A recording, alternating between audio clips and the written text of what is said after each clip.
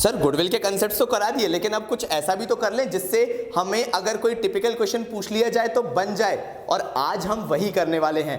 आज का जो वीडियो ये वाला है, कंसेप्ट्स के बाद इस वीडियो के अंदर सिर्फ 2 क्वेश्चन करने वाले हैं, और वो 2 क्वेश्चंस कुछ ऐसे होंगे जिसके अंदर जनरली वो एडजस्टमेंट्स पूछे जाते हैं जो आप लोगों से नहीं बनते हैं। इसके बाद आप क्या करोगे, आपकी जो भी बुक है, जिस भी बुक से आप पढ़ते हो, संदीप गर्ग है, well and good, GS Grewal है, वेल एंड गुड, आप उसको उठाएंगे और गुडविल के पूरे प्रैक्टिकल्स प्रॉब्लम करेंगे। चलिए आइए शुरू करते हैं हमारे वो 2 क्वेश्चंस जो कि टिपिकल एडजस्टमेंट्स हैं, और उसके बाद मैं उम्मीद करूंगा आप प्रैक्टिकल क्वेश्चंस बैठ के खुद करेंगे जो आपकी बुक्स में दिए हुए हैं। नमस्कार दोस्तों, मेरा नाम है Ashish Chaudhary, you are watching commerce Baba, let's begin.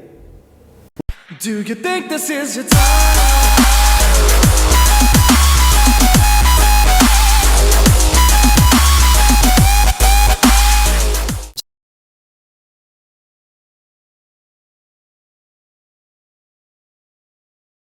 चलिए, तो इस क्वेश्चन के हिसाब से हमारे पास पहले साल में लॉस है, बाकी सारे ईयर्स जो हैं उसमें, मतलब बाकी 4 साल जो हैं उसमें हमारे पास प्रॉफिट है। देखो यार, होता क्या है, हमसे गुडविल बन तो जाता है, लेकिन कुछ ऐसे कॉम्प्लिकेटेड एडजस्टमेंट्स आ जाते हैं, ऐसी चीज़ें आ जाती हैं जिसके कारण हम अपना जो टेम्परामेंट है ना वो लूज कर देते हैं। ये वाला क्वेश्चन उनमें से ही एक है। दिक्कत कुछ नहीं है, समझने वाली चीज है, एक बार दिमाग में बैठ गई फिर मेरे हिसाब से आपको प्रॉब्लम नहीं आने वाली है। तो चलिए इसको शुरू करते हैं करना। 2014 में एक एडजस्टमेंट बोला है कि 50,000 का हमें गेन हुआ है एक एसेट को बेचकर, जो कि इसके अंदर ऑलरेडी इंक्लूडेड है 2014 के प्रॉफिट के अंदर। हम क्या करेंगे, 2014 का जो प्रॉफिट है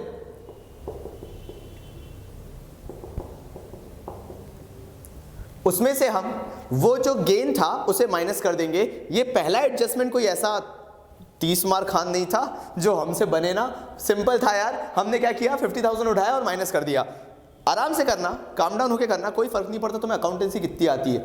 जो यहाँ पे मैं बता रहा हूँ ना वो दिमाग खोल के सुनते जाना बस, और देखो चमत्कार कैसे होता है। तो मैंने क्या बोला, 50,000 का जो गेन था वो प्रॉफिट में इंक्लूडेड होगा। सर कहाँ पे किया होगा, जब प्रॉफिट एंड लॉस अकाउंट बनाया होगा तो गेन दिखाया ही होगा, प्रॉफिट में जोड़ के ही दिखाया होगा, क्योंकि नेट प्रॉफिट का मतलब ही होता है जितने खर्चे हैं सब माइनस हो चुके, जितनी इनकम है सारी ऐड हो चुकी, उसके बाद प्रॉफिट दिखाया जाता है। तो ये जो गेन था 50,000 का, ये प्रॉफिट में पहले से ऐड होगा। लेकिन ये जो गेन हुआ है सेल ऑफ एसेट पे, ये रोज रोज थोड़ा होता है, डेली बेसिस पे थोड़ा होता है, इसलिए इस गेन को माना गया एबनॉर्मल। और अगर मुझे नॉर्मल प्रॉफिट निकालना है कि आखिर में मैंने गुड्स को सेल आउट करके एक्चुअल में मेहनत से कितना पैसा कमाया, तो ये जो प्रॉफिट हुआ था मुझे एसेट को बेच के उसको माइनस करना पड़ेगा। मेरे पास 1,10,000 रुपए का नॉर्मल प्रॉफिट आ गया।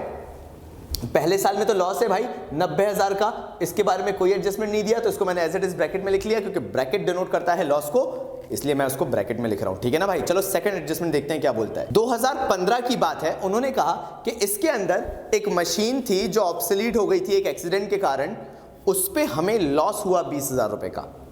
ऑब्वियसली जब ये 1,50,000 हमने निकाला होगा तो वो जो हमें लॉस हुआ होगा ना, मैंने क्या बताया, P&L में सारे लॉसेस माइनस हो चुके होते हैं, सारे एक्सपेंसेस माइनस हो चुके होते हैं, सारी इनकम्स ऐड ऑन हो चुकी होती हैं। तो ये 1,50,000 में से वो जो मशीन पे लॉस हुआ होगा वो ऑलरेडी नेट प्रॉफिट निकालते वक्त माइनस हो चुका होगा। मतलब इस प्रॉफिट में से वो लॉस पहले से माइनस है।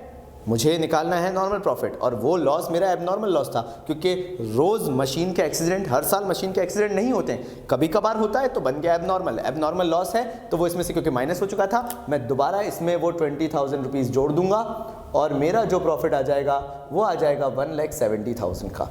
चलिए आइए नेक्स्ट और बड़ा इंपॉर्टेंट एडजस्टमेंट देखते हैं। अब देखते हैं 1 जुलाई 2015 को क्या हुआ है। हमने 1,00,000 रुपए स्पेंड किए हैं एक सेकेंड हैंड मशीन को ओवरहॉल कराने में। ओवरहॉल का मतलब होता है टोटली उसको नया बनाने में, और उसके लिए वो जो 1,00,000 रुपए खर्च हुआ है वो हमने गलती से रिपेयर अकाउंट में दिखा दिया। अब बेटा ध्यान रखने वाली क्या बात है, अगर किसी भी मशीन पे, अगर आप सेकेंड हैंड मशीन ले रहे हो और उस पर आप ओवरहॉलिंग का खर्चा करते हो तो वो मशीन की वैल्यू में जाता है, वो एसेट कहलाता है। जो खर्चा आप उस पर करते हो वो कभी भी एज अ बेसिक रिपेयर नहीं कहलाता, क्योंकि छोटे मोटे आपने रिपेयर नहीं करवाए, उसमें आपने पूरी ओवरहॉलिंग करवाई है, स्ट्रक्चरिंग करवाई है, पूरा उसको नया करवाया है। तो उस केस में क्या हुआ, जो खर्चा था ये एक एसेट की तरह ट्रीट होना चाहिए था, और आपने उसे कैसे ट्रीट कर दिया, एक बेसिक खर्चे की तरह। वो गलत किया। तो सबसे पहले तो ये जो आपने खर्चा मान के आप चले हैं, ये आपने खर्चा कब किया है पहले डेट देखो। सबसे पहला गलती आप यहीं पे करते हो, 1 जुलाई 2015। आपको लग रहा होगा कि क्या करें सरकार, 2015 के प्रॉफिट से ले लो नहीं, ये 2015 जो है ये 31 मार्च वाला है भाई, याद रखना। हमें ये 2015 को जो देखना है, ये ईयर कब आएगा, 1 अप्रैल 2015 से लेके 31 मार्च 2016 तक। मतलब ये जो एडजस्टमेंट है ये 2016 के प्रॉफिट वाला एडजस्टमेंट है। ये पहली गलती करते हैं आप। आपको लगता है 2015 लिखा है तो 2015 में दिखा दो, लेकिन 2015 तो कब खत्म हो चुका है, 31 मार्च को। मार्च के बाद आया अप्रैल, अप्रैल के बाद आया मई के बाद आया जून, जून के बाद आया भाई जुलाई। ये तो 2016 के प्रॉफिट में जाके एडजस्ट होगा ना, उस वाले अकाउंटिंग ईयर में जा रहा है ये। तो क्या करेंगे, पहले तो हम पता करेंगे किसके अंदर गलती की गई है। तो ये जो 1 लाख रुपए है ये 31 मार्च 2016 वाले प्रॉफिट जो है, जो कि एक्चुअल में कितना है 65,000 है। तो हम क्या करें इसमें बेटा, वो 1 लाख रुपए जो माइनस कर चुके थे हमने वो 1 लाख रुपए ऐड किया और यहाँ का प्रॉफिट दिखा दिया टोटल 1,65,000 रुपीज। लेकिन अभी कहानी खत्म नहीं हुई है, ये फाइनल प्रॉफिट नहीं है अभी। क्यों नहीं है, मेरी बात ध्यान से सुनो। अगर ये 1 लाख रुपए का रिपेयर नहीं था तो मैंने जैसा आपको बताया कि जब भी आप ओवरहॉलिंग करवाते हो तो आप उसको एसेट ट्रीट करते हो। अगर मैं इसी साल से 1 जुलाई से इसको एसेट ट्रीट करने लगूंगा तो इस पर डेप भी लगाना पड़ेगा मुझे 20% का। यानी 1 लाख रुपए पे मुझे 9 मंथ का कैसे गिनते, चलो जुलाई था, जुलाई से हम गिनना चालू करें, जुलाई अगस्त सितंबर अक्टूबर नवंबर दिसंबर जनवरी फरवरी मार्च। बेटा यहाँ पे 9 मंथ हो रहे हैं तो 9 मंथ का डेप लगेगा। रेट ऑफ डेप कितना है, 20% का है, क्वेश्चन में लिखा हुआ है। तो हम इसको कर देते हैं यार। कितना डेप निकल के आया, 15,000 रुपीज का डेप निकल के आया है। हम क्या करेंगे, इसको जो ये करंट ईयर का प्रॉफिट है इससे 15,000 माइनस करेंगे। क्यों, क्योंकि डेप जैसी चीज तो प्रॉफिट एंड लॉस अकाउंट से माइनस होनी चाहिए। सर ऐसे कैसे माइनस करेंगे, अरे भाई पहले आप इसे रिपेयर ट्रीट कर रहे थे, अब इसे ऐसे ट्रीट कर रहे हो ना, अब कर रहे हो ना। जब पहले आपने इसे ऐसे ट्रीट किया ही नहीं था तो पहले जब प्रॉफिट एंड लॉस अकाउंट बनाया था तब डेप को तो माइनस किया ही नहीं होगा। अब डेप निकाल रहे हो ना आप, तो जब उसे एसेट ट्रीट करना चालू कर रहे हो, एसेट ट्रीट किया इसलिए जो प्रॉफिट में से खर्चा माइनस किया था उसको हमने वापस ऐड कर दिया, क्योंकि वो तो एसेट में जाके वैल्यू ऐड होगी। यहाँ पे खर्चा नहीं था तो जो गलती से खर्चा जैसा मान के माइनस किया था उसे दोबारा प्लस कर दिया। लेकिन क्योंकि आप एसेट मान रहे हो तो उस पर डेप तो लगाओगे। डेप लगाया हमने 15,000 का, माइनस किया और 2015-16 का जो हमारे पास एक्चुअल में प्रॉफिट आया वो आया 1,50,000 रुपए का। ठीक है भाई, अब ये जो प्रॉफिट है ये रिटन डाउन वैल्यू मेथड पे है। ठीक है, रिटन डाउन वैल्यू मेथड का मतलब है कि अब ये जब नई मशीन, मतलब ये मशीन की तो वैल्यू हो गई है, अब ये जब आप अगले साल में लेके जाओगे तो 1 लाख की थी, जो 15-16 में डेप लगा वो 15,000 का डेप लगा, तो टोटल वैल्यू मशीन की जो है अब वो जो लास्ट ईयर बचता है 16-17, यानी जो ये वाला साल है इसमें जो उसकी वैल्यू बचती है वो है 85,000। अब अगर 85,000 है तो इस पे पूरे साल का इस साल डेप लगना है। चलो लगाते हैं, 85,000 मल्टीप्लाइड बाय कितने का डेप है, 20% का डेप है, तो ये कितना आना चाहिए आपके हिसाब से, 17,000 निकल के आएगा। हम क्या करेंगे, इसमें से 17,000 का डेप माइनस करेंगे और ये हमारे पास 1,60,000 रुपीज की प्रॉफिट निकल आएगा फाइनली हमारे पास 2017 का। ये एडजस्टमेंट्स करने हमारे लिए जरूरी है। फाइनली हमने जब सारे एडजस्टमेंट्स कर लिए तो अब क्वेश्चन में कुछ नहीं बचा है, कॉम्प्लिकेशन यही सारी थी जो एक्चुअल में हमसे बनती नहीं है। मैं आपको छोड़ रहा हूं इसके साथ, आप मुझे यहीं पे पॉज करना ताकि आप लिख लो, इसलिए मैं बोर्ड के सामने से हट रहा हूं। आप जैसे ही लिख लोगे मैं दोबारा आके इसको कंप्लीट करा दूंगा। लिखिए जल्दी से। हाँ भाइयों, लिख लिया आपने इसको, अब हम इसको आगे कर सकते हैं। अब उन्होंने क्या बोला है, हमें गुडविल निकालनी है, फाइनल पर्पस तो वही है। चलिए, तो हमें क्या करना है, गुडविल निकालनी है। कैसे निकालेंगे देखिए जरा। अपन सारे साल का प्रॉफिट जो है वो एड अप करना चालू करते हैं। पहले साल का तो लॉस है 90,000, अपन ब्रैकेट में लिख देते हैं भाई, प्लस करेंगे अपन 1,10,000, प्लस करेंगे अपन 1,70,000, प्लस करेंगे अपन 1,50,000 और प्लस कर देंगे अपन 1,60,000। ये सब प्लस किया, इसको डिवाइड कर देंगे। 5 क्यों करेंगे भाई, 5 क्योंकि 5 है एवरेज प्रॉफिट। सॉरी, न्यूज़ सुनाने लगा था, सॉरी। हाँ भाई, कितना है, डिवाइड बाय 5 कर देंगे। डिवाइड बाय 5 क्यों किया, समझ में आ गया ना, क्योंकि 5 साल का ले रहा हूँ मैं। जब मैंने डिवाइड बाय 5 किया, इसको जब आप ऐड लेस करोगे तो ये टोटल कितना निकल के आएगा, 5 लाख रुपीज़। डिवाइडेड बाय क्या होगा, 5 इक्वल्स टू आ जाएगा 1 लाख रुपीज़ आपका एवरेज प्रॉफिट। जैसे ही ये एवरेज प्रॉफिट आया, goodwill is to be valued at 3 years purchase, question में दिया हुआ है। हम क्या करेंगे, गुडविल के लिए इसको 1 लाख मल्टीप्लाइड बाय 3 कर देंगे, हमारी गुडविल आ जाएगी 3 लाख और हम सेलिब्रेशन करना चालू कर देंगे, क्योंकि हमने गुडविल चैप्टर से सबसे टफ एडजस्टमेंट्स में से एक क्वेश्चन कर लिया है। चलिए आइए एक और करते हैं और क्वेश्चन खत्म करते हैं। किसके? गुडविल चैप्टर के। मैं आ रहा हूं, आप लिख लो इसको पूरा, समझ लो, जो नहीं आया एक बार रिवाइंड करके दोबारा देख लो। मिलते हैं दूसरे क्वेश्चन के साथ।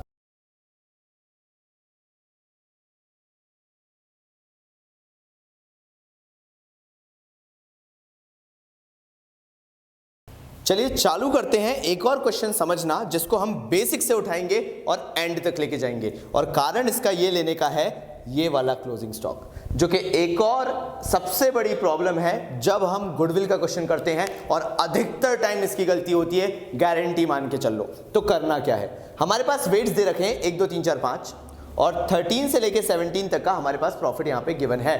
एक भी लॉस नहीं है, सारे के सारे प्रॉफिट्स हैं। ये जो प्रॉफिट्स दिए हुए हैं इसमें से 2013 में बोला गया है कि एक एबनॉर्मल लॉस जो था वो माइनस हुआ था। आप अपने एडजस्टमेंट्स में देख सकते हैं, सबसे पहला एडजस्टमेंट वही दिया हुआ है that there was an abnormal loss, जो कि माइनस हो चुका होगा हाइपोथेटिकली। मैं आपको इससे पहले के क्वेश्चन में डिटेलिंग में समझा चुका हूं कि P&L अकाउंट जब बनाते हैं तो सारे लॉसेस माइनस हो चुके होते हैं। वो एबनॉर्मल लॉस था, माइनस हो चुका होगा। नॉर्मल प्रॉफिट निकालना है तो हम क्या करेंगे, 2013 के प्रॉफिट में उसको जोड़ देंगे। हमारे पास 90,000 जो आएगा वो नॉर्मल प्रॉफिट कहलाएगा। 2014 में जाके वो बोल रहे हैं कि एक एबनॉर्मल गेन हुआ था, वो एडेड अप है। आप सेकंड पॉइंट के अंदर उसको आसानी से देख सकते हैं। एबनॉर्मल गेन था, जब P&L बनाया होगा तो वो प्रॉफिट में ऐड अप हुआ होगा। अब अगर हमें नॉर्मल निकालना है तो जो एबनॉर्मल चीज़ें हैं एड अप जो की थी हमने, उसे हमें क्या करना पड़ेगा, माइनस। हम इससे 30,000 माइनस करेंगे, हमारे पास 1,10,000 रुपीज़ ये नॉर्मल प्रॉफिट आ जाएगा। 2015 के बारे में उन्होंने कुछ नहीं कहा है, हम एज इट इज़ 1 लाख रुपए 2015 का उतार लेंगे। लेकिन आते हैं 2016-17 पे और उन्होंने बोला है कि क्लोजिंग स्टॉक जो है वो 2016 में ओवर वैल्यूड हुआ है। अब परेशानी यहीं से चालू होती है। हम इसके लिए अगर इसको समझना है और तुम हर एक बच्चे को यहाँ पे समझना है तो इसके लिए एक पुराने फॉर्मूले की मदद लेंगे। और वो बेसिक सा फॉर्मूला क्या है, देखो ज़रा। कॉस्ट ऑफ गुड सोल्ड का एक फॉर्मूला होता है जो कि जनरली प्रॉफिट निकालने के काम में आता है। बोला गया, यहाँ पे देखना एक बार, बोला गया कि 2016 में जो क्लोजिंग स्टॉक था वो 10,000 से ज़्यादा वैल्यू हुआ। कहने का मतलब क्या हुआ, जब 2016 का हम काम कर रहे थे और कॉस्टिंग निकाल रहे थे तो क्योंकि क्लोजिंग स्टॉक ज़्यादा था, आराम से दिमाग में उतारना। फॉर एग्जाम्पल यहाँ से लेकर यहाँ तक का टोटल था, एग्जाम्पल ले रहा हूँ बेटा, सिर्फ एग्जाम्पल है ना, हाइपोथेटिकल है, क्वेश्चन से कोई लेना देना नहीं है। यहाँ से लेके यहाँ तक का टोटल अगर 50,000 था और क्लोजिंग स्टॉक जनरली जो होना चाहिए था, मान लो क्वेश्चन के हिसाब से क्लोजिंग स्टॉक था 10,000, तो हमने गलती से क्लोजिंग स्टॉक को 10,000 की जगह एज्यूम कर लिया 20,000 का। हाइपोथेटिकल एग्जाम्पल है, क्वेश्चन से कोई लेना देना नहीं है, वहाँ मत जाना, यहाँ जाना। तो क्लोजिंग स्टॉक हमने 10,000 का एक्चुअल में था क्वेश्चन में, हमने 20,000 ले लिया। तो जब हमने माइनस किया होगा यहाँ पे गलत वाला 20,000, तो हमारी जो कॉस्टिंग आई होगी वो आई होगी 30,000 की। हाइपोथेटिकली बता रहा हूँ, एग्जाम्पल बता रहा हूँ। तो अगर मैं सिर्फ 10,000 माइनस करता जो ओरिजिनल फिगर है तो मेरी कॉस्टिंग ज़्यादा आती, लेकिन मैंने तो क्या ले लिया 20,000, तो मेरी कॉस्टिंग कम हो गई। अब अगर मेरी कॉस्टिंग यहाँ पे कम हो गई क्योंकि मैंने गलत 20,000 ले लिया, कॉस्ट कम होने के कारण मेरा प्रॉफिट क्या हुआ होगा बेटा, ज़्यादा आया होगा। और अगर प्रॉफिट ज़्यादा आया होगा तो वो तो गलत चीज़ है ना। किस चीज़ के कारण गलत हो रहा है, क्लोजिंग स्टॉक के कारण। वो क्लोजिंग स्टॉक मैंने कब गलत लिया है, 2016 में, मतलब 2016 का ये जो प्रॉफिट आया है ये ज़्यादा है। समझ में आया ना क्यों? कारण सिंपल सा है कि मैंने क्लोजिंग स्टॉक को ज़्यादा लिया है, जिसके कारण देखो मेरी कॉस्ट जो है कंपैरेटिवली कम आई है, और कॉस्ट कम होगी तो मेरा जो प्रॉफिट है वो ज़्यादा आएगा। ये सिर्फ एग्जाम्पल है, इसका क्वेश्चन से फिर से बोल रहा हूँ, कोई लेना देना नहीं है। मैं सिचुएशन ये दिखा रहा था ताकि आपको ये समझ में आ सके कि मैं क्लोजिंग स्टॉक यहाँ पे क्या करूँगा इसके साथ। तो 2016 में क्योंकि क्लोजिंग स्टॉक कंपैरेटिवली ज़्यादा था, इसलिए इसके कारण जो मेरा प्रॉफिट है वो ज़्यादा आया होगा, क्योंकि मैंने कॉस्ट को कम लिया होगा। इसलिए मैं क्या करूँगा, इसमें से 10,000 माइनस करूँगा ताकि मेरे पास एक्चुअल फिगर 1,50,000 आ सके। प्रॉफिट ज़्यादा आ रहा था, मैंने प्रॉफिट को उतने से कम कर दिया।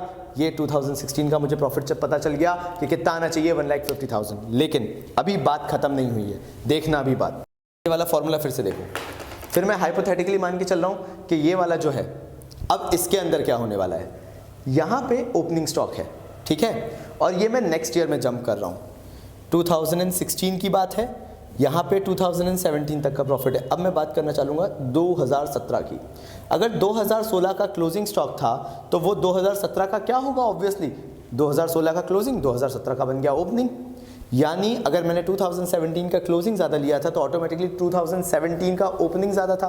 मतलब अगर इन सब का टोटल कहाँ से बेटा, यहाँ से लेकर यहाँ तक का अगर टोटल मैं निकालता हूँ तो टोटल अगर होना चाहिए था एक्चुअल में 50,000, तो क्योंकि मैंने किस साल में गलती की थी, 2016 में गलती की थी। 2017 का जो ओपनिंग स्टॉक था, 2016 का क्लोजिंग हमने ज़्यादा ले लिया था, 2016 का क्लोजिंग ज़्यादा लिया था, तो बट ऑब्वियसली वो क्लोजिंग कहाँ कैरी ओवर किया हो गया होगा 2017 में, तो 2017 का ओपनिंग स्टॉक ज़्यादा रहा होगा। अब 2017 का ओपनिंग ज़्यादा रहा होगा तो ये अगर एक्चुअल हाइपोथेटिकली ले रहा हूँ, फिर मैं अगर एक्चुअल यहाँ से यहाँ तक का टोटल 50,000 आना चाहिए था तो हमने गलती से उसे लिया होगा 60,000, क्योंकि हमने जो ओपनिंग स्टॉक है उसको ज़्यादा लिया होगा। अब ये ज़्यादा लेने के कारण हमारी कॉस्ट बढ़ गई बेटा 60,000। इस साल का क्लोजिंग स्टॉक भी होगा 2017 का, चलो हाइपोथेटिकली लेते हैं 10,000। हाइपोथेटिकली मतलब इमेजिन कर रहा हूँ मैं, ऐसा कुछ है नहीं। क्लोजिंग स्टॉक को इमेजिन कर लिया 10,000, तो मेरी कॉस्टिंग कितनी आई 50,000। अब मेरी कॉस्टिंग यहाँ पे ज़्यादा आ रही है। ज़्यादा आने का कारण है क्योंकि मैंने ओपनिंग स्टॉक को ज़्यादा लिया है। कितना लिया है 60,000, लेना कितना चाहिए था 50,000। अगर 50,000 लेता और 10,000 माइनस करता तो मेरी कॉस्ट आती 40,000, लेकिन मैं तो ज़्यादा ले लिया गलती करके, 60,000 लिया तो मेरी कॉस्ट ज़्यादा आ रही है। कॉस्ट ज़्यादा आने के कारण 2017 का प्रॉफिट कम आएगा, क्योंकि कॉस्ट ज़्यादा प्रॉफिट कम। समझ में आ रहा है ना। तो यहाँ पे कॉस्ट ज़्यादा है जिसके कारण ये प्रॉफिट कम आया है, तो मुझे क्या करना पड़ेगा, यहाँ का प्रॉफिट 10,000 से बढ़ाना पड़ेगा और ये हो जाएगा रुपीज़। यहाँ पे मैं हटा देता हूँ ये वाली चीज़, ये हटा रहा हूँ मैं। अगर आप नोट करना चाहो तो मुझे पॉज कर दो यहीं पे और लिख लो, क्योंकि मैं इसको हटा रहा हूँ। कोई फर्क तो पड़ा ही नहीं सर, यहाँ पे माइनस हो गया यहाँ पे प्लस हो गया। हाँ बेटा फर्क नहीं पड़ता, लेकिन यही तो कंसेप्ट है, इसी के तो मार्क्स मिलते हैं आपको। तो अब हम क्या करेंगे बेटा, इन सबको हम टोटल करेंगे। तो चलिए आइए अब हम क्या करने वाले हैं, वेटेड एवरेज निकालेंगे ऑन द बेसिस ऑफ जो हमारे पास प्रॉफिट्स हैं। हम क्या करेंगे, सबसे पहले ईयर्स लिख लेते हैं। अब अगर आप वेट्स पे ध्यान दें तो वेट्स उन्होंने बोला है 1 से लेके 5 तक, तो हम वेट्स अलॉट कर देंगे 1 2 3 4 5। उन्होंने बोला है 13 से लेके 17 तक 1 to 5 वेट्स दिए जाएंगे। चलिए मल्टीप्लिकेशन चालू करते हैं। किसको, ये वेट्स जो हैं, प्रॉफिट को आप वेट से मल्टीप्लाई करेंगे। ये आ गए हैं हमारे पास जो प्रोडक्ट है, प्रॉफिट और वेट्स को मल्टीप्लाई करके हमारे पास ये प्रोडक्ट्स आ चुके हैं। जैसे ही प्रोडक्ट निकाल लिया, आपको कुछ नहीं कर रहा है, इसका बस क्या करेंगे हम, टोटल हमारे पास वेट का तो टोटल आ ही जाएगा, वो है 15, जिससे हमें पता चल जाएगा कि वेटेड एवरेज प्रॉफिट कितना है और उसे 3 इयर्स गुडविल से मल्टीप्लाई करना है। तो ये आएगा, ये हमने क्या किया, वेटेड एवरेज प्रॉफिट आया था हमारा 20,85,000, हमने डिवाइड किया नंबर ऑफ वेट से जो कि टोटल में बेटा 15 थे, 15 से डिवाइड किया तो हमारे पास जो एक्चुअल में वेटेड एवरेज प्रॉफिट के थ्रू हमारा एवरेज प्रॉफिट आया वो आया 1,39,000। हमने गुडविल निकालने के लिए, क्योंकि क्वेश्चन में बोला गया मल्टीप्लाइड बाय 3, हमने किया, हमारा आंसर आ गया। ये अगर आपने पर्टिकुलर 2 क्वेश्चंस कर लिए तो गुडविल चैप्टर में बिलीव मी ऐसा कुछ नहीं है जो आपको नहीं बनेगा। नेक्स्ट हम आपसे मिलेंगे डे 4 के अंदर, तब तक लिए आप ये नोट करिए और मैं कोशिश कर रहा हूं आप तक हर एक चीज लाने की, तो बिल्कुल भी चिंता मत करिएगा, हर एक टॉपिक हम अकाउंटेंसी के अंदर कवर करेंगे। Thank you so much guys. Latest information है, क्योंकि हमारे वीडियोस ऐसे नहीं है कि 15-20 दिन 2 महीने पहले से पड़े हुए हों। हम दिन रात मेहनत करते हैं, हर दिन के 3 वीडियो शूट करते हैं, आप तक लेके आते हैं, क्योंकि अगर हम पहले से करके बैठे होते तो शायद आपके कमेंट्स के थ्रू पढ़ के वो क्वालिटी नहीं ले पाते। तो यहाँ पे एक अच्छी न्यूज़ शेयर करने के लिए ये है, we have just cross 20,000 subscribers. Thank you so much. हमारी हमेशा से यही कोशिश रही है कि हम आपके लिए बेस्ट से बेस्ट लेके आएँ, तो बिल्कुल भी चिंता मत करना, बाबा जी हमेशा आपके साथ हैं। कल हम आ रहे हैं आपके लिए फिर से वही रात 11 बजे 2 वीडियोस लेके अकाउंटेंसी के। सो तब तक के लिए बाबा जी की तरफ से धन्यवाद।